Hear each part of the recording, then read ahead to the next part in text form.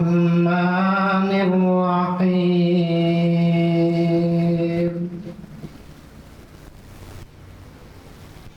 إنا عرضنا الأمانة على السماوات والأرض والجبال فأبين أن يحملنها وأشفقن منها وحملها الإنسان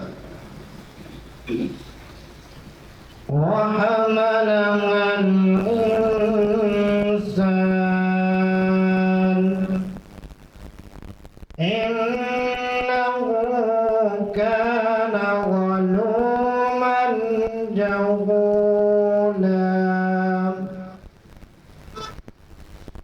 ليعذب الله المنافقين والمنافقات والمشركين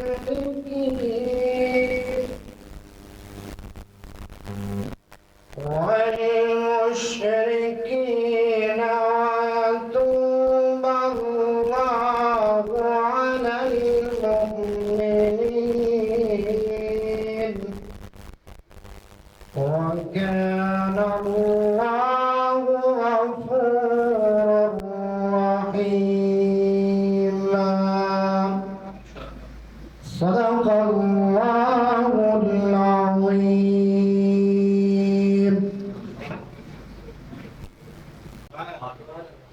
تو عرض کرنے کا مقصد یہ ہے کہ ہم خوش قسمت ہیں اس فتنہ دور کے اندر اللہ تبارک و تعالیٰ نے مجھے اور آپ کو عظیم نبی پاک پیغمبر صلی اللہ علیہ وسلم کی امت میں مجھے اور آپ کو پیدا فرمایا ہے. یقین کیجئے کہ جتنا شکر ادا کرے کم ہے. پاک پیغمبر صلی اللہ علیہ وسلم سے پہلے جتنے بھی انبیاء آئے ہیں اور تمام انبیاء کی آپ سیرت کو پڑھ لیں تو ایک بات ان میں یہ نہیں ملے گی کہ پاک پیغمبر صلی اللہ علیہ وسلم کے اندر جو تھی وہ یہ تھی کہ پاک پیغمبر صلی اللہ علیہ وسلم اپنی امت کے لیے کہتے تھے یا اللہ یا ربی امتی امتی امتی، میری امت کا کیا بنتا. یعنی کہ پاک پیغمبر صلی اللہ علیہ وسلم آخری سانس میں بھی امت کی فکر کر کے گئے ہیں. سیرت کا پروگرام ہے. سیرت کہتے ہیں کس کو ہے؟ سیرت اس کو کہتے ہیں کہ پاک پیغمبر صلی اللہ علیہ وسلم کی زندگی کے حالات کو سیرت کہتے ہیں.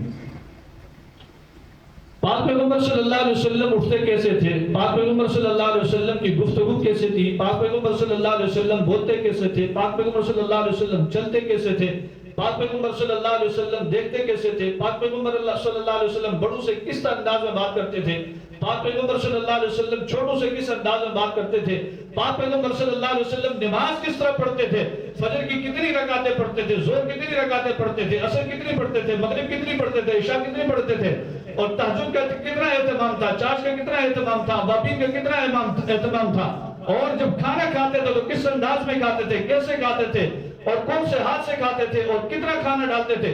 اس ساری زندگی پاک پیغمبر صلی اللہ علیہ وسلم کی جو ہے اس کو سیرت کہا جاتا ہے.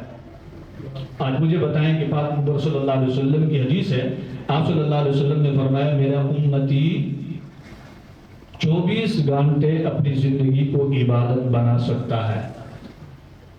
میرا جو سچا عاشق ہوگا، سچا جو محبوب ہوگا، پاک پیغمبر صلی اللہ علیہ وسلم نے فرمایا اس کی 24 گھنٹے کی زندگی عبادت ہے. اب سوال یہ ہے کہ 24 گھنٹے کی زندگی عبادت کس طرح ہے؟ تو پاک پیغمبر صلی اللہ علیہ وسلم نے بتا دیا. آپ اپنی 24 گھنٹے کی زندگی کے اندر اپنے بچوں کو بھی وقت دیتے ہیں، اپنی زندگی کے لیے بھی آپ کچھ وقت نکالتے ہیں، کام کاج بھی کرتے ہیں، کاروبار بھی کرتے ہیں، دکانوں میں بھی جاتے ہیں، دوستوں کے ساتھ بھی بیٹھتے ہیں. فرمائیں کہ تمام جو چیزیں ہیں آپ پاک پیغمبر صلی اللہ علیہ وسلم کی سنت کے مطابق اگر کریں گے تو یہ آپ کے ہر لمحہ، ہر جو سیکنڈ ہے یہ آپ کی عبادت میں لکھا جائے گا. یعنی کہ آپ سوتے ہیں، پاک پیغمبر صلی اللہ علیہ وسلم نے فرمایا کہ اگر سیدھی کروٹ پر سوئے آپ نے سیدھا ہاتھ دائیں گال میں رکھا اور الٹا ہاتھ آپ نے سر پر رکھ کر اللہم باسمک اموت واحیا آپ نے 3 مرتبہ پڑھا تو پاک پیغمبر صلی اللہ علیہ وسلم کی سنت بھی پوری ہو گئی اور آپ کی نیند بھی ہو گئی. ایک روایت میں آتا ہے کہ اگر انسان یہ دعا پڑھ کے پاک پیغمبر صلی اللہ علیہ وسلم کے طریقے پر سو جائے، اور یہ سونا ایک چھوٹی موت ہوتی ہے، انسان کا نہیں پتا یہاں اس کی آنکھ لگ گئی کہ وہ صبح اٹھ بھی پائے گا یا نہیں، مگر پاک پیغمبر صلی اللہ علیہ وسلم کے طریقے پہ سویا، دعا پڑھ کر سویا، اگر اس کا انتقال ہوا، حدیث میں آتا ہے کہ اللہ تبارک و تعالیٰ اس سنت کو زندہ کرنے کی وجہ سے اللہ اسے بغیر حساب کتاب کے جنت میں داخل کر دیں گے۔ کہہ دو سبحان اللہ۔ سوتے کس لیے ہیں؟ اپنے جسم کو سکون دینے کے لیے، آرام دینے کے لیے۔ اگر یہی تھوڑا سا عمل صرف ہم کر لیں، ہم دعا کر لیں، دعا پڑھ کے اور اس کے بعد پاک پیغمبر صلی اللہ علیہ وسلم کے طریقے پہ سو جائیں، تو یہ عبادت بنا کہ نہیں بنا؟ پھر ہمارا اٹھنا ہو، جب ہم اٹھ جائیں تو الحمدللہ الذی احیانا بعد ما اماتنا والیہ النشور۔ اتنی سی دعائیں ہیں، مختصر دعائیں ہیں، اور ان دعاؤں کا ہم اہتمام کریں۔ جب ہم اٹھ جائیں یہ دعا ہم پڑھیں، آپ یقین کیجئے کہ پاک پیغمبر صلی اللہ علیہ وسلم کی سنت بھی پوری ہو گئی اور ہمارے عمل نامے میں اجر بھی لکھا جاتا ہے۔ ایک آدمی نے راستے میں گزر گیا اور دیکھا کہ ایک پتھر ہے راستے میں، اور وہ پتھر اٹھا کے اس نے سائیڈ پر پھینکا، اس کی نیت کچھ نہیں تھی، تو اس پر کوئی اجر نہیں ملے گا۔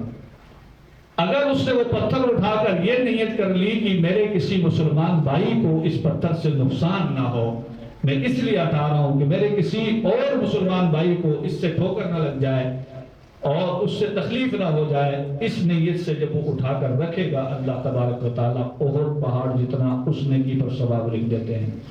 کہ دو سبحان اللہ۔ ایک پتھر اٹھانے پر احد پہاڑ پہ ثواب مل جائے تو کتنی عظیم امت ہے۔ پاک پیغمبر صلی اللہ علیہ وسلم کا عظیم مہینہ چل رہا ہے، ولادت کا مہینہ، اور پاک پیغمبر صلی اللہ علیہ وسلم دنیا سے پردہ فرما گئے، یہی ربیع الاول کا مہینہ تھا۔ روایات میں آتا ہے کہ پاک پیغمبر صلی اللہ علیہ وسلم، بعض علماء نے کہا کہ 8 کو آپ صلی اللہ علیہ وسلم کی ولادت ہوئی، بعض نے کہا 9 کو ولادت ہوئی، بعض نے کہا 12 ربیع الاول کو ولادت ہوئی۔ زیادہ تر علماء جس میں متفق ہیں وہ 9 ربیع الاول ہے۔ پھر آپ صلی اللہ علیہ وسلم کے پردہ فرمانے کی جب بات آتی ہے تو تمام ائمہ، تمام علماء اس پر متفق ہیں، اس میں کوئی اختلاف نہیں ہے کہ پاک پیغمبر صلی اللہ علیہ وسلم کی جو دنیا سے پردہ پوش فرمانے کا دن تھا وہ 12 ربیع الاول کا دن تھا۔ اس مہینے کو پاک پیغمبر صلی اللہ علیہ وسلم کی محبت اور عقیدت میں ہم سب مناتے ہیں۔ اسی مہینے کی مناسبت سے آج ہم نے بھی سیرت النبی صلی اللہ علیہ وسلم کا پروگرام یہاں سٹی پریس کلب میں رکھا۔ اس کے رکھنے کا مقصد یہ ہے کہ ہم اپنی آپ کے ساتھ وعدہ کر لیں، پاک پیغمبر صلی اللہ علیہ وسلم سے سچی محبت کا وعدہ کر لیں۔ دیکھیں، دنیا کے اندر ہم کسی سے اگر محبت کریں، کسی سے ہمیں دل لگی ہو جائے تو ہم اس کی بات کو ٹالتے نہیں ہیں، وہ جیسا کہتا ہے ہم ویسا ہی کرتے ہیں، اس لیے کہ کہیں یہ ناراض نہ ہو جائے، کیونکہ وہ محبت کا انداز ایسا ہوتا ہے، تقاضا یہ ایسا ہوتا ہے، اس میں مجبور ہو جاتا ہے بندہ۔ تو پاک پیغمبر صلی اللہ علیہ وسلم کی محبت، قل ان کنتم تحبون اللہ فاتبعونی یحببکم اللہ، قرآن مجید نے فرمایا کہ تم اپنے ماں باپ سے بھی زیادہ محبت پاک پیغمبر صلی اللہ علیہ وسلم سے کرو گے تو تمہاری سچی محبت کہلائے گی، اور تم اس محبت کے دعوے دار بھی جب کہلاؤ گے تو سچے کہلاؤ گے۔ آج ہم یقین کریں کہ صرف زبانوں سے دعوت تو کرتے ہیں محبت کے، مگر اصل عقیدت اور محبت کے ساتھ پاک پیغمبر صلی اللہ علیہ وسلم سے محبت ہم نے نہیں کی ہے۔ پاک پیغمبر صلی اللہ علیہ وسلم فرماتے ہیں کہ میری آنکھوں کی ٹھنڈک نماز ہے، بتائیں ہم نماز کی کتنا اہتمام کرتے ہیں؟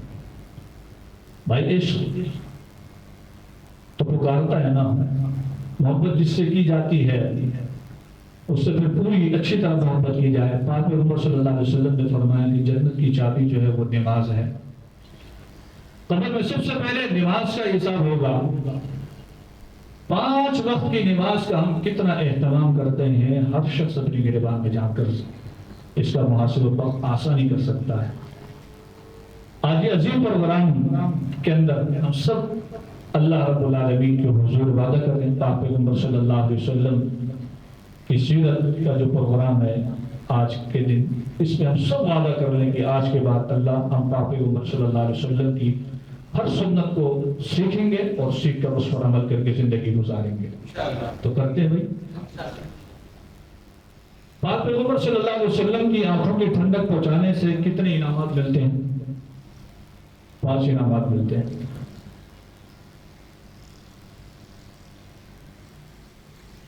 پاک پیغمبر صلی اللہ علیہ وسلم کی نماز آنکھوں کی ٹھنڈک مکمل ادا کرنے سے سب سے پہلا انعام جس میں آج ہم پریشان ہیں، درپدر ہیں، خاک سر ہیں، رزق کے لیے پریشان ہیں، برکت نہیں ہوتی، مال کماتے ہیں اس میں برکت نہیں ہوتی. آپ صلی اللہ علیہ وسلم نے فرمایا اگر تم نماز کا اہتمام کرو تو سب سے پہلے اللہ تبارک و تعالی تمہیں یہ انعام دیں گے کہ تمہارے رزق کی تنگی تم سے ہٹا دیں گے. کہہ دو سبحان اللہ. بھائی ہر شخص رزق کے لیے پریشان ہے کہ نہیں ہے؟ یہ پریشانی کیوں آئی؟ اس لیے کہ پاک پیغمبر صلی اللہ علیہ وسلم کی زندگی کو ہم نے چھوڑا، قرآن کو ہم نے پس پشت ڈال دیا. وَمَنْ أَعْرَضَ عَنْ ذِكْرِي فَإِنَّ لَهُ مَعِيشَةً ضَنْكًا.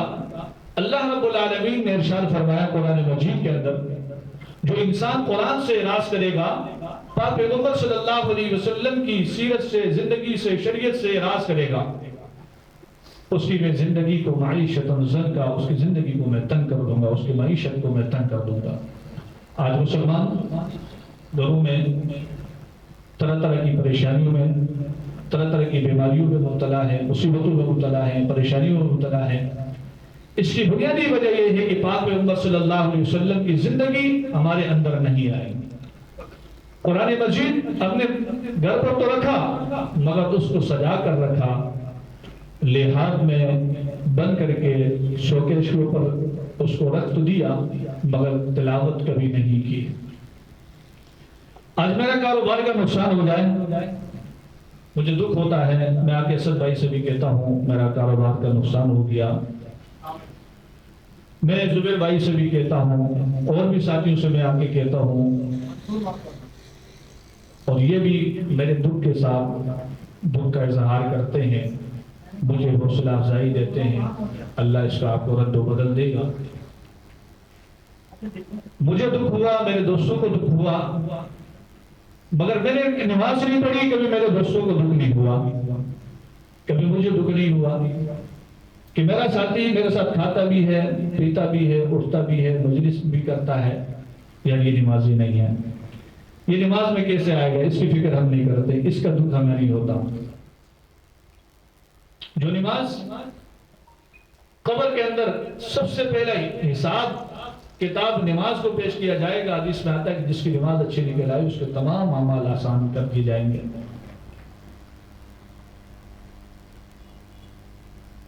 ہمیں کھانا کیسے اچھا لگتا ہے، ہمیں پینا کیسے اچھا لگتا ہے، ہم نماز نہیں پڑھتے.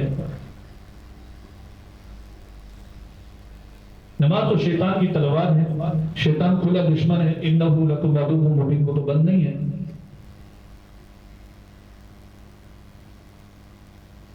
ہم نے یہ احساس کرنا ہے.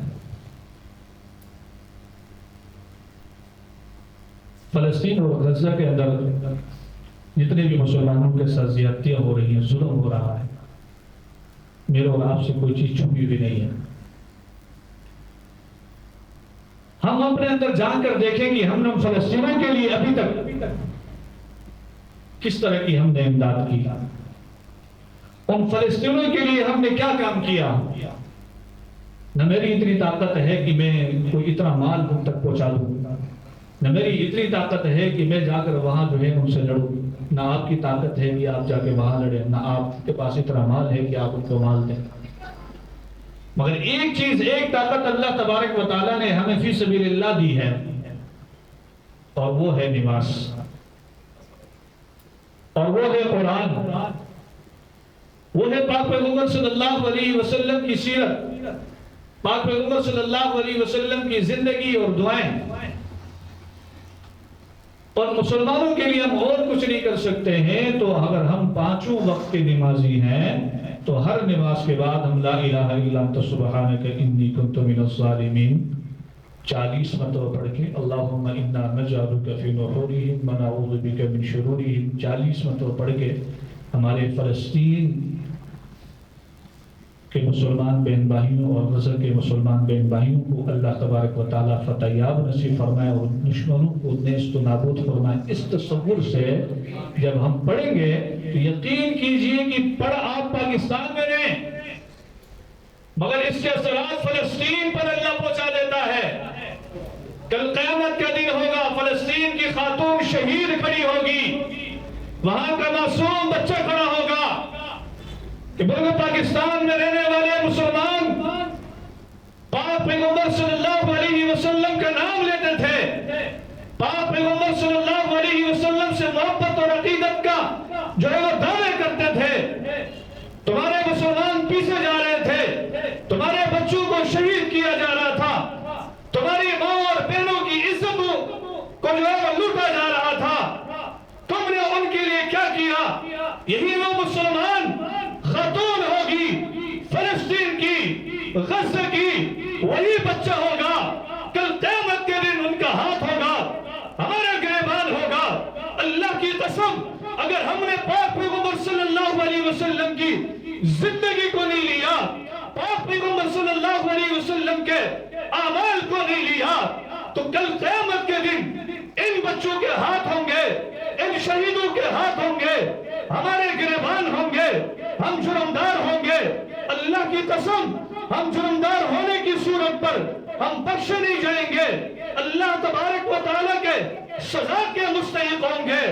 اگر ہم یہ چاہتے ہیں اللہ ہمیں بخش دے تو اتنا تو ہم کر سکتے ہیں، ہم نمازوں کا اہتمام کریں، اس کے بعد لا الہ الا انت سبحانک انی کنت من الظالمین، اللہم انا نجعلک فی نحورہم ونعوذ بک من شرورہم، ان دعاؤں کا اہتمام کریں، ان فلسطین مسلمان بہن بھائیوں کے لیے فتح کے لیے دعا کریں، ان کافروں اور یہودیوں کی شکست کے لیے دعا کریں۔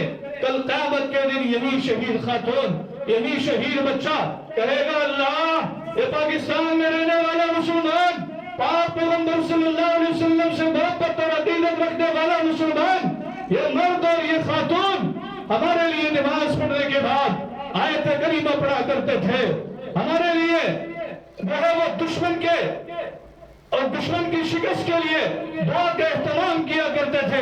اللہ ہم گواہ ہیں، ان کی بخشش فرما دیں، یقین کیجئے کہ اس عمل کی وجہ سے اللہ ہماری نجات فرما دیں گے۔ تو میرے عزیز دوستو، اللہ تبارک و تعالیٰ نے مجھے اور آپ کو عظیم موقع فراہم کیا ہے، اور یہ موقع بار بار نہیں ملے گا۔ ربیع الاول کا عظیم مہینہ ہے، اللہ رب العالمین کے حضور وعدہ کر لے کہ بھائی آج کے بعد ہم مرد ہو خاتون ہو، اب تمام حضرات سے گزارش ہے کہ اپنی نمازوں کا اہتمام کریں، قرآن کی تلاوت کا اہتمام کریں، اور ان فلسطین اور غزہ کے مسلمان بہن بھائیوں کے لیے خصوصی دعا کریں۔ حضور آئے تو سرد آفرین نشپا گئی دنیا، حضور آئے تو سرد آفرین نشپا گئی دنیا، اندھیروں سے نکل کر روشنی میں آ گئی دنیا، بجھے چہروں کا زنگ اترا ستے چہروں پہ نور آیا، حضور آئے تو انسانوں کو جینے کا شعور آیا۔ وآخر دعوانا الحمدللہ رب العالمین۔ صلی النبی صلی اللہ علیہ وسلم کا جو پروگرام ہے، اس کی دوسری نشست کے اس پر میں حضرت پیر مولانا ضیاء الرحمن نقشبندی شاذلی صاحب آج کے اس پروگرام کے مہمان خصوصی ہیں۔ حضرت نے اپنا قیمتی وقت نکال کر یہاں تشریف لایا۔ سب سے پہلے تو میں حضرت کا بہت مشکور و ممنون ہوں۔ اللہ تبارک و تعالیٰ حضرت کو جزائے خیر عطا فرمائے، اور اللہ تبارک و تعالیٰ حضرت کے علم میں عمل میں زندگی میں برکت عطا فرمائے۔ بلا تاخیر میں ابھی حضرت مولانا پیر ضیاء الرحمن نقشبندی شاذلی صاحب سے گزارش کروں گا وہ آئیں اور سیرت نبی صلی اللہ علیہ وسلم کے حوالے سے اپنے خوبصورت انداز میں پاک پیغمبر صلی اللہ علیہ وسلم کی سیرت بیان فرمائیں۔ حضرت مولانا ضیاء الرحمن نقشبندی شاذلی صاحب کا برکاتہ عالیہ شکر۔ نحمده ونصلي على رسوله الكريم اما بعد اعوذ باللہ من الشیطان الرجیم بسم اللہ الرحمن الرحیم وما ارسلناک الا رحمتا للعالمین صدق اللہ العظیم۔ وہ آئے جن کے آنے کی زمانے کو ضرورت تھی، وہ آئے جن کے آنے کی زمانے کو ضرورت تھی، وہ آئے جن کی آمد کے لیے بے چین فطرت تھی، وہ آئے نغمہ داود میں جن کا ترانہ تھا، وہ آئے گریہ یعقوب میں جن کا افسانہ تھا، وہ آئے جن کی خاطر مضطرب تھی وادی بطحا، وہ آئے جن کے قدموں کے لیے کعبہ ترستا تھا۔ انتہائی واجب الاحترام، قابل عزت احترام میرے دوستو بزرگوں، آج کا یہ عظیم الشان پروگرام سیرت النبی صلی اللہ علیہ وسلم کے نام سے معنون ہے۔ چونکہ وقت مغرب بھی قریب ہے، مختصر سی معروضات آپ حضرات کی گوش گزار کرنا چاہ رہا ہوں۔ یہاں کی انتظامیہ کا بھی شکر گزار ہوں، بھائی اسد صاحب ہیں، ان کے لیے صاحب ہیں، حضرت قاری حبیب صاحب ہیں، باقی انتظامیہ والے، اللہ تعالیٰ سب کو جزائے خیر عطا فرمائے۔ یہ عظیم الشان مجلس ہے جس مجلس میں آپ صلی اللہ علیہ وسلم کا پیارا مبارک ذکر ہوتا ہے۔ فرمایا اللہ تعالیٰ اس مجلس پر اپنی رحمتیں نازل فرماتے ہیں۔ عنوان ہے وَمَا أَرْسَلْنَاكَ إِلَّا رَحْمَةً لِلْعَالَمِينَ، اے پیغمبر صلی اللہ علیہ وسلم، ہم نے آپ کو رحمت للعالمین بنا کر بھیجا ہے۔ اللہ تعالیٰ رب العالمین ہے اور قرآن ہدی للمتقین ہے، اور آپ صلی اللہ علیہ وسلم رحمت للعالمین ہے۔ رحمت کہا جاتا ہے عطا کر دینے کو، رحمت کہا جاتا ہے دے دینے کو، رحمت کہا جاتا ہے یتیموں کے سر پر ہاتھ رکھنے کو، رحمت کہا جاتا ہے غریبوں کی مدد کرنے کو، رحمت کہا جاتا ہے لاچار، بے بس اور بے کس لوگوں کی امداد کرنے کو رحمت کہا جاتا ہے۔ اگر ہم رحمت کا پہلو دیکھتے ہیں تو سب سے زیادہ، سب سے بڑا جو رحمت کا عنوان ہے وہ آپ صلی اللہ علیہ وسلم کے بارے میں ہے۔ قرآن پاک میں ہے وَمَا أَرْسَلْنَاكَ إِلَّا رَحْمَةً لِلْعَالَمِينَ۔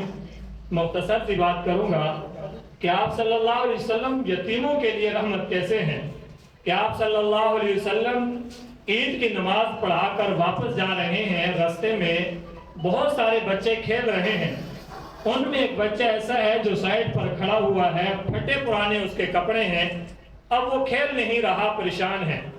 آپ صلی اللہ علیہ وسلم نے کہا اے بیٹا، بچے سارے کھیل رہے ہیں، آپ کھیلتے کیوں نہیں؟ کہنے لگا کہ میرے تو ابا نہیں ہے، میرے سر پہ میرے باپ کا ہاتھ نہیں ہے، میں یتیم بچہ ہوں، میرے گھر میں کچھ نہیں ہے، میں نئے کپڑے کیسے پہنوں گا؟ آپ صلی اللہ علیہ وسلم نے اس کے سر پر ہاتھ رکھا اور اسے انگلی سے پکڑا اور گھر لے کر گئے اور فرمایا کہ اے عائشہ، آج کے بعد تو اس کی ماں ہے اور میں محمد اس کا باپ ہوں۔ یہ ہے یتیموں کے بارے میں آپ صلی اللہ علیہ وسلم کے رحمت کا کردار۔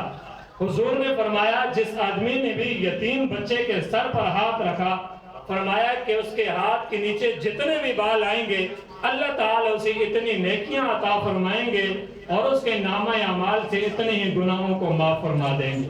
یہ ہے یتیموں کے بارے میں حضور صلی اللہ علیہ وسلم کا رحمت للعالمین ہونا۔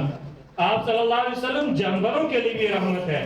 ایک باغ کے اندر ایک اونٹ ہے، اس اونٹ نے فریاد کی ہے، تاریخ کی کتابوں میں یہ لکھا ہے، بعض روایات میں بھی یہ بات آتی ہے۔ اب آپ صلی اللہ علیہ وسلم نے جب دیکھا اور اس کے قریب گئے تو اس اونٹ نے اپنا سر حضور کے در پر جھکایا اور آپ صلی اللہ علیہ وسلم سے شکایت کرنے لگا۔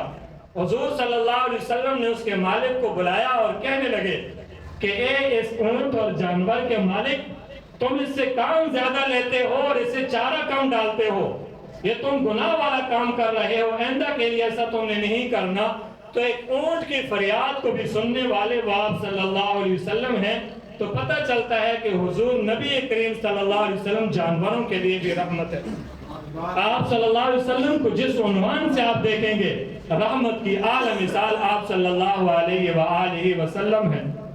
ابو جہل آیا اور ہاتھ میں کنکریاں ہیں اور وہ کہتا ہے کہ اے محمد، اگر آپ مجھے یہ بتلا دیں گے کہ میرے ہاتھ میں کیا چیز ہے تو میں تمہارا کلمہ پڑھوں گا۔ وہ تو بہت بڑا نافرمان تھا، کلمہ نہیں پڑھا، اب آپ دیکھیں حضور صلی اللہ علیہ وسلم نے ارشاد فرمایا کہ میں بتلاؤں کہ میں کون ہوں یا تمہارے ہاتھ میں جو ہے وہ بتلائے کہ میں کون ہوں؟ اس نے کہا کہ اگر یہی بتلا دے تو بہت اچھی بات ہوگی۔ آپ صلی اللہ علیہ وسلم مسکرائے، وہاں کنکریوں نے پڑھا لا الہ الا اللہ محمد رسول اللہ۔ یہ ہے آپ صلی اللہ علیہ وآلہ وسلم کی رحمت۔ ہم حضور صلی اللہ علیہ وسلم کی زندگی کو پڑھیں۔ آپ صلی اللہ علیہ وسلم کا زمانہ ہے، ایک شخص آتا ہے اور آپ کافروں کی وہ قید ہو کر آئے ہیں، آپ سے ایک عورت اس کے اندر آئی ہے، آپ صلی اللہ علیہ وسلم نے اپنی چادر مبارک دی اور ایک صحابی سے کہا نیچے اس کو بٹھاؤ اور میری چادر پر اس لڑکی کو بٹھا دو۔ ایک صحابی نے کہا ہے اللہ کے رسول صلی اللہ علیہ وسلم کافر کی بیٹی ہے۔ حضور صلی اللہ علیہ وسلم نے فرمایا بیٹیاں بیٹیاں ہوتی ہیں، چاہے کافر کی ہو چاہے مسلمان۔ یہ ہے حضور صلی اللہ علیہ وسلم کی رحمت کا عنوان۔ جانوروں کے لیے حضور رحمت ہے، انسانوں کے لیے حضور رحمت ہے، کائنات کے ذرے ذرے کے لیے حضور صلی اللہ علیہ وسلم رحمت ہے۔ آپ صلی اللہ علیہ وسلم بیٹھے ہوئے ہیں، فرمایا ایک درخت ہے وہ باقی درختوں کو چیرتا ہوا، زمین کو چیرتا ہوا آ رہا ہے اور آ کر کے حضور صلی اللہ علیہ وسلم کے جسد اقدس پر آ کر سایہ کر رہا ہے۔ آپ پتھروں کو دیکھیں، آپ صلی اللہ علیہ وسلم سے کیسی محبت کرتے ہیں۔ پہاڑ پر چڑھے، وہ پہاڑ جھومنے لگا، پہاڑ جھوم رہا ہے۔ آپ صلی اللہ علیہ وسلم نے فرمایا اسکن یا جبل، خاموش ہو جاؤ، ٹھہر جاؤ۔ اب وہ پہاڑ کیوں جھوم رہا ہے؟ حضور صلی اللہ علیہ وسلم کی محبت میں جھوم رہا ہے۔ آپ صلی اللہ علیہ وسلم کی وفات کے بعد جو خچر اور گدھا حضور صلی اللہ علیہ وسلم کا تھا، وہ بھی ذہنی توازن کھو بیٹا حضور کی محبت میں، وہ بھاگتا ہوا چلا جا رہا ہے، مدینے کی در و دیوار سے ٹکرا رہا ہے، اس لیے کہ اب حضور صلی اللہ علیہ وسلم اسے کہیں پر نظر نہیں آتے ہیں۔ یہ ہے جانوروں سے حضور کی محبت۔ حضرت بلال رضی اللہ تعالیٰ عنہ کو دیکھو، آپ صلی اللہ علیہ وسلم کی وفات ہوئی، دنیا سے رخصت ہو گئے، اب بلال کے لیے وہاں رہنا ٹھیک نہیں تھا، کہا کہ چلو ساری زندگی جہاد کرتے ہیں، اللہ کے راستے میں جاتے ہیں۔ ایک مرتبہ رات کو سوئے ہوئے ہیں، خواب کے اندر پیارے نبی صلی اللہ علیہ وسلم کی زیارت ہوتی ہے، فرمایا بلال تمہیں کیا ہوا، تم ہمارے پاس نہیں آتے ہو؟ اب صبح اٹھتے ہی وہاں سے اپنا بستر اٹھایا اور سیدھا مدینے کی طرف چل پڑے۔ جب آپ صلی اللہ علیہ وسلم کے شہر میں پہنچے، مسجد کے اندر آئے، حضرت حسن اور حسین رضوان اللہ تعالی علیہم اجمعین، انہوں نے کہا بلال اذان دو۔ بلال نے کہا مجھ میں وہ قوت نہیں ہے، جب میں اذان دیتا تھا میں اپنے حبیب کو اپنی آنکھوں کے سامنے دیکھتا تھا، آج میں اگر اذان نہیں دوں گا، میرے محبوب میرے سامنے نہیں ہوں گے تو میرے اوپر کیا گزرے گی؟ اب حضرت بلال رضی اللہ تعالیٰ عنہ نے اذان شروع کی۔ جب اشہدو اللہ الہ الا اللہ یہاں پہنچتے ہیں، اشہدو ان محمد رسول اللہ پر پہنچتے ہیں تو دیکھتے ہیں کہ پیارے نبی صلی اللہ علیہ وسلم انہیں نظر نہیں آئے تو بے ہوش ہو کر گر پڑتے ہیں۔ مدینے میں کہرام مچ گیا ہے، آپ صلی اللہ علیہ وسلم کے دور کی اذان تازہ ہو گئی ہے، عورتیں بھی گھروں سے نکل رہی ہیں، بچے بھی مسجد کی طرف بھاگ رہے ہیں، ہر کوئی کہتا ہے کہ نبی کا زمانہ یاد ہو گیا ہے۔ اور حضرت بلال نے جب دیکھا کہ حضور آنکھوں کے سامنے نہیں ہے، وہ حضور کی محبت میں بے ہوش ہو کر گر پڑے ہیں۔ تو حضور صلی اللہ علیہ وسلم ہر اعتبار سے ہمارے لیے اہم ہے۔ آپ صلی اللہ علیہ وسلم کی تعلیمات کو دیکھیں، فرمایا المسلم من سلم المسلمون من لسانہ، وہ مسلمان نہیں ہے جس کے ہاتھ اور پاؤں سے دوسرا مسلمان بھائی محفوظ نہیں ہوتا۔ ارے دنیا کو چھوڑو، قیامت کا دن ہوگا، ہر آدمی نفس نفسی کے عالم میں ہوگا، سورج سوا نیزے کے فاصلے پر ہوگا، زمین میں ہر آدمی کا پاؤں پکڑا ہوا ہوگا کہ تو بتا رزق کہاں سے کمایا، کہاں خرچ کیا، تو بتا تو نے عمر کہاں گزاری، تو بتا تو نے علم پر کیا عمل کیا ہے۔ سارے پریشان ہوں گے، ہر آدمی نفسی نفسی کرے گا۔ آپ صلی اللہ علیہ وسلم کی ایک ذات ہوگی، وہاں پر بھی انہیں اپنی پرواہ نہیں ہوگی، وہاں پر بھی وہ فرما رہے ہوں گے امتی امتی امتی امتی۔ اے اللہ میری امت کا کیا بنے گا، یا اللہ میری امت کا کیا بنے گا؟ اللہ تبارک و تعالی جلال میں ہوں گے، سارے لوگ جائیں گے حضرت موسیٰ علیہ السلام کے پاس، حضرت عیسیٰ علیہ السلام کے پاس، سب فیصلہ کریں گے، انبیاء کہیں گے آپ صلی اللہ علیہ وسلم کے پاس جاؤ، وہی اللہ تعالیٰ سے سفارش کریں گے۔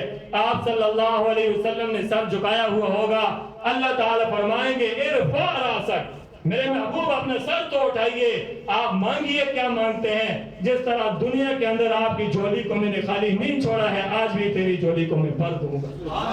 وہاں پر آپ صلی اللہ علیہ وآلہ نعرہ تکبیر،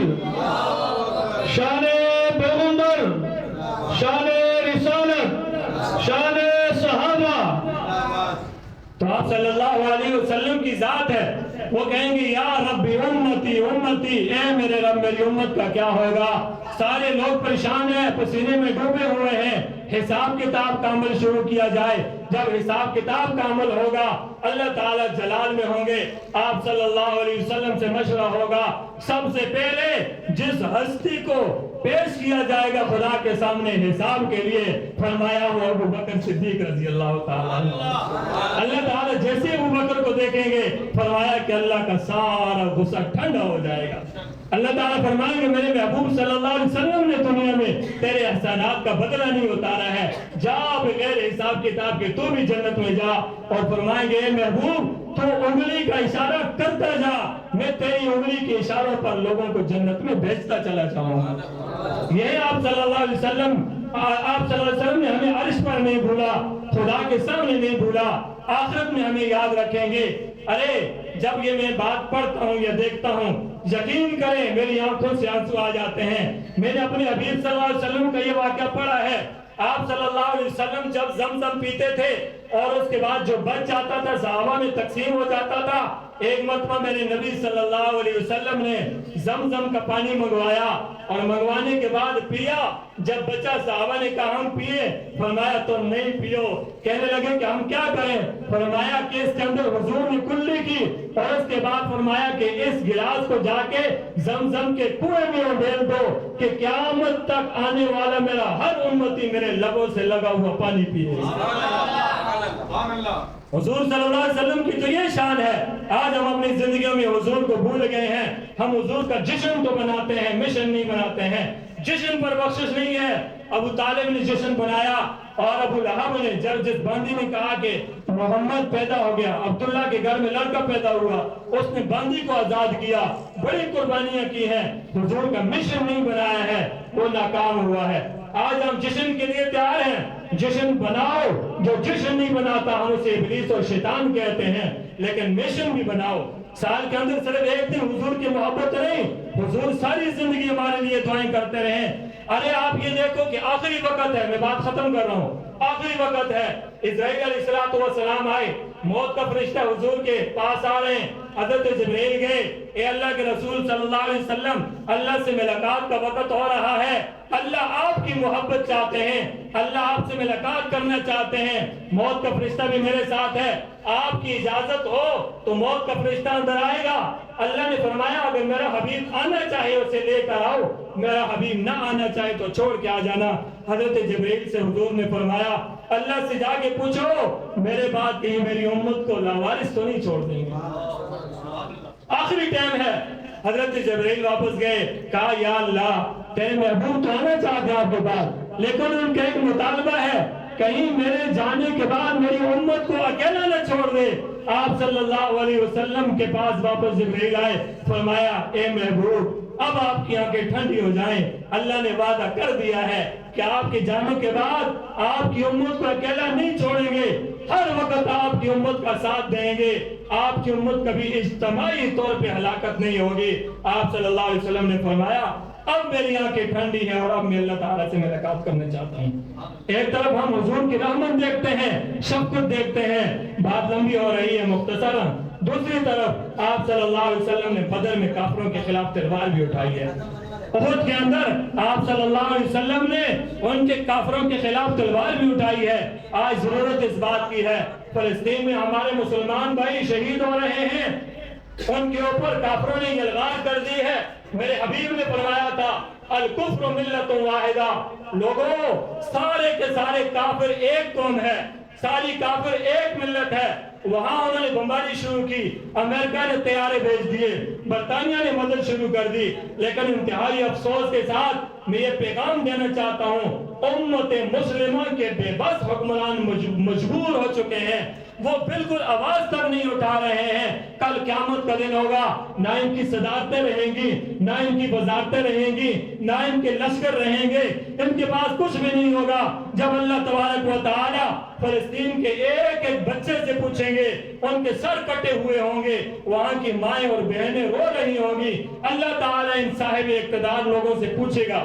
آج وقت ہے کہ ہم اپنے حکمرانوں کو پیغام دیں پوری امت مسلمہ کے مسلمانوں کو حکمران دیں کہ انشاءاللہ ثم انشاءاللہ آپ اعلان کریں اگر آپ لوگ بے غیرت ہو چکے ہو اللہ کی قسم ہم غیرت مند ہیں پوری دنیا کے پورے مسلمان کلمہ پڑھنے والے ہمیں اجازت دے ہم جا کے فلسطینی بھائیوں کی طرف سے لڑنے کے لیے تیار ہیں اور ہم انشاءاللہ اسرائیل کو نیست و نابود کرنے کے لیے تیار ہیں آج اگر اعلان ہوتا ہے کہ آپ لوگ چلے جائیں تو آپ لوگ تیار ہیں انشاءاللہ اپنے بھائیوں کی مدد کرنے کے لیے تیار ہیں انشاءاللہ ہمارا یہی جذبہ رہا ہماری یہی دعائیں رہی ہماری یہی التجائیں رہی آپ صلی اللہ علیہ وسلم کے سامنے جب ہم پیش ہوں گے سرخرو ہو کر پیش ہوں گے اور جب بھی انشاءاللہ زندگی میں موقع ملا ہم اپنی گردنیں کٹوائیں گے ہم انشاءاللہ اپنے مسلمان بھائیوں کی مدد کے لیے پہنچیں گے چاہے وہ روحانی طور پہ ہو چاہے جسمانی طور پہ ہو ہم اپنے مسلمان بھائیوں کو کبھی اکیلا نہیں چھوڑ سکتے ہیں میرے حبیب نے فرمایا کہ مسلمان تو ایک جسم کی طرح ہے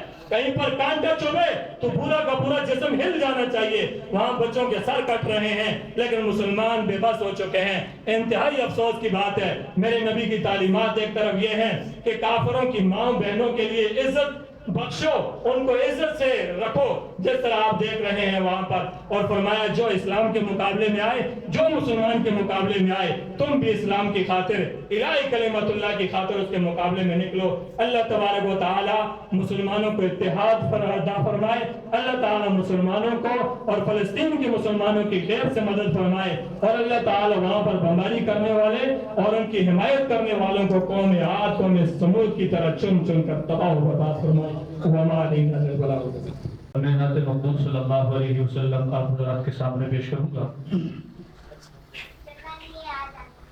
وہ شہر محبت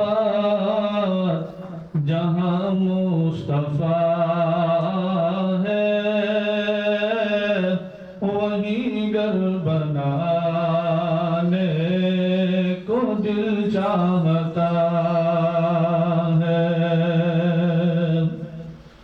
وہ شہر محبت جہاں مصطفیٰ ہے وہی گھر بنانے کو دل چاہتا ہے وہ سونے سے کنکر وہ چاندی سے مٹی نظر میں بسانے کو دل چاہتا ہے جو پوچھا نبی نے کہ کچھ گھر بھی چھوڑا تو صدیق اکبر کے ہونٹوں پہ آیا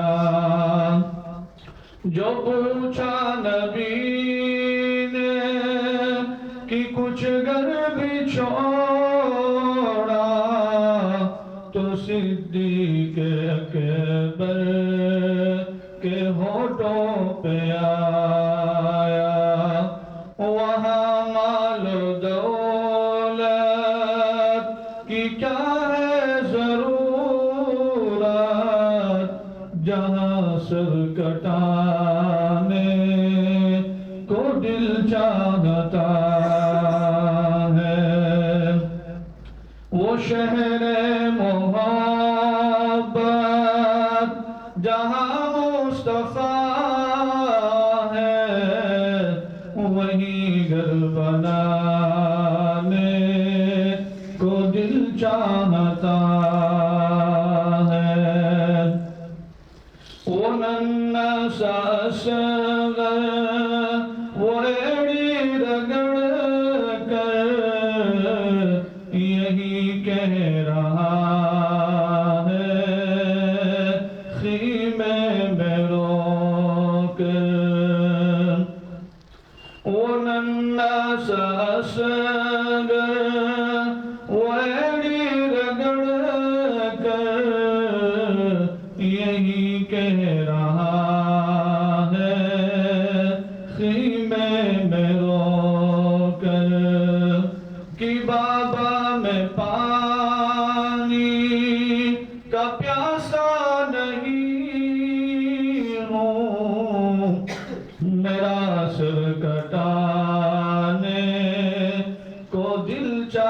چاہتا ہے وہ شہر محبت جہاں مصطفیٰ ہے وہی گھر بنانے کو دل چاہتا ہے ستاروں سے یہ چاند کہتا ہے ہر دم ستاروں سے یہ چاند کہتا ہے ہر دم تمہیں کیا بتائے وہ ٹکڑوں کا عالم اشارے میں آقا کا اتنا مزہ تھا اشارے میں آقا کا اتنا مزہ تھا کہ پھر ٹوٹ جانے کو دل چاہتا ہے وہ شہر محبت جہاں مصطفیٰ ہے وہی گھر بنانے کو دل چاہتا ہے آج کی تقریب کے حوالے سے بالخصوص میں حضرت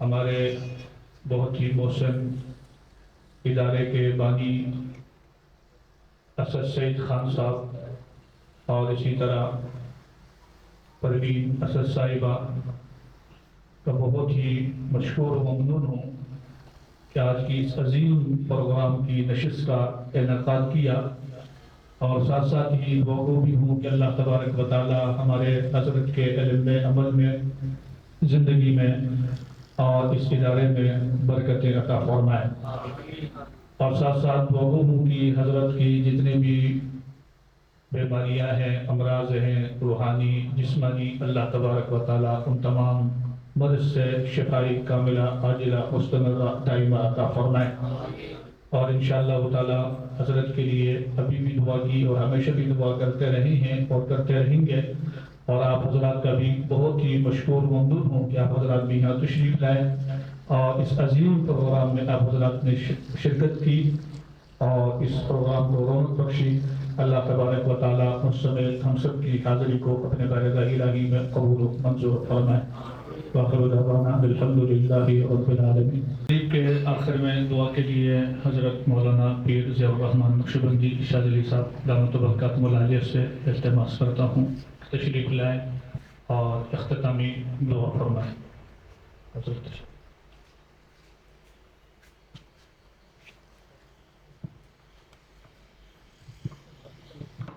اللهم انت السلام ومنك السلام تبارك يا ذا الجلال والاكرام سمعنا واطعنا غفرانك ربنا واليك المصير ربنا تقبل منا انك انت السميع العليم وتب علينا انك انت التواب الرحيم اللهم اغفر لنا ذنوبنا اللهم اجرنا من النار یا اللہ ہمارے صغیرہ کبیرہ چھوٹے بڑے سارے گناہوں کو معاف فرما یا اللہ آپ صلی اللہ علیہ وسلم کی اطاعت محبت شفاعت ہم سب کو کامل طریقے سے نصیب فرما یا اللہ یہ جو تقریب سیرت النبی صلی اللہ علیہ وسلم منعقد ہوئی ہے اس کی تمام تر برکات ہمیں یا اللہ نصیب فرما یا اللہ اس ادارے کو دن دگنی رات چگنی ترقی نصیب فرما یا اللہ اسد سعید خان صاحب ان کی اہلیت سمیت جتنے بھی انتظامیہ کے ہمارے احباب ہیں یا اللہ سب کی عمروں کے اندر برکت نصیب فرما یا اللہ سب کو عزتوں کے اعلیٰ مقام پر فائز فرما یا اللہ اس ادارے کے جو مقصد ہے جو مطلب ہے کامل طریقے سے ہم سب کو یا اللہ نصیب فرما یا اللہ ہم سب کے مشکلات کو دور فرما یا اللہ ہم سب کو بار بار حرمین شریفین کا سفر نصیب فرما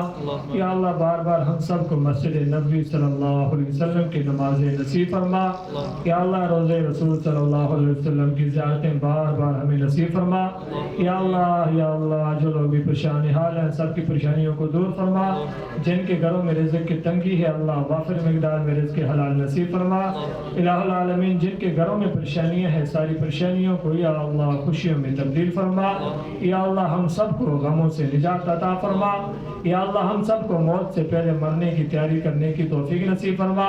یا اللہ ہمارے جتنی بھی عزیز و اقارب رشتہ دار مسلمان کلمہ گو دنیا سے رخصت ہو چکے ہیں سب کی کامل مغفرت فرما. یا اللہ جن کے والدین رشتہ دار عزیز و اقارب رخصت ہو چکے ہیں سب کی کامل مغفرت فرما. یا اللہ جن کی مغفرت ہو چکی ہے الہ العالمین ان کے درجات کو بلند فرما. یا اللہ ہم سب بھی آپ سے جہنم کے عذاب سے پناہ مانگتے ہیں. یا اللہ ہم سب کو جہنم کے عذاب سے محفوظ فرما. یا اللہ ہم سب بھی آپ سے جنت الفردوس کا سوال کرتے ہیں. یا اللہ ہم سب کو بھی جنت الفردوس میں جگہ عطا فرما. یا اللہ آزمائشوں سے ہم سب کی حفاظت فرما. الہ العالمین ہم سب کی پریشانیوں کو دور فرما. یا اللہ خصوصاً مسلمان دنیا کے جس کونے کے اندر ہے ان کی ایمان کی عزت کی آبرو کی جان کی مال کی حفاظت فرما. یا اللہ خصوصاً فلسطین میں ہمارے مسلمان بھائی پریشان حال ہیں ان کی پریشانیوں کو دور فرما. یا اللہ غیب سے ان کی مدد اور نصرت فرما. یا اللہ اپنے جیسے بدر کے اندر یا اللہ صحابہ اکرام کے لیے اپنے فرشتوں کی مدد کے لشکر بھیجے تھے. یا اللہ ہم مسلمان بے بس سے الہ العالمین ہم آپ سے سوال کرتے ہیں. یا اللہ ہماری ان ماؤں اور بہنوں اور بیٹیوں اور ان معصوم بچوں کی مدد کے لیے آسمان سے قطار در قطار فرشتوں کی مدد اور نصرت فرما. یا اللہ ہمارے مسلمان بھائیوں کے مقابلے میں امریکہ برطانیہ اور یا اللہ اسرائیل سمیت جتنے لوگ بھی یا اللہ سامنے آئے ہیں سب کو نیست و نابود فرما. یا اللہ سب کو تباہ و برباد فرما. یا اللہ سب کا حشر یا اللہ قوم عاد اور قوم سمود کی طرح بنا. یا اللہ سب کو دھرتی کے لیے عبرت کا نشان بنا. یا اللہ ہمارے مسلمان بھائیوں کو یا اللہ مدد کی فرما.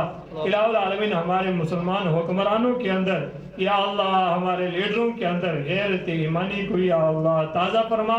یا اللہ ان کو ہمت عطا فرما.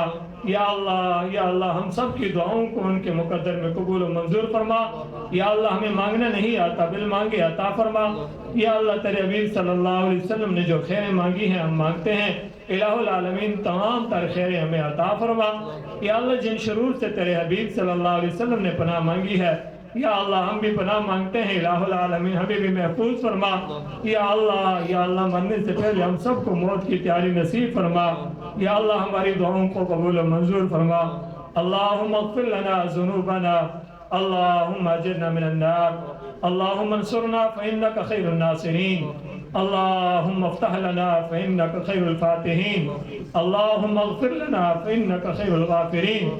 اللہم ارحمنا فإنک خیر الراحمین. اللہم ارزقنا فإنک خیر الرازقین. اللہم احفظنا فإنک خیر الحافظین. اللہم اہدنا ونجنا من القوم الظالمین. ربنا هب لنا من ازواجنا وذرياتنا قرة اعين واجعلنا للمتقين اماما. وصلی اللہ تعالی علی خیر خلقہ محمد وآلہ وصحبہ اجمعین. آمین برحمتک. جزاک اللہ.